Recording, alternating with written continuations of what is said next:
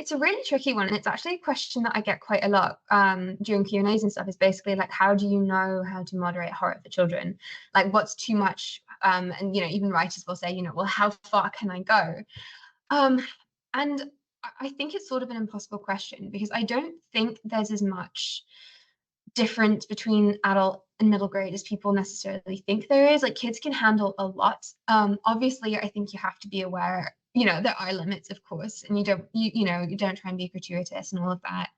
And I think I like having sort of like an extra sort of sprinkle of hope in my children's books than maybe I would if I was writing for adults, because I do want kids to kind of still leave with that sense of being able to overcome things rather than just the dread. Yeah.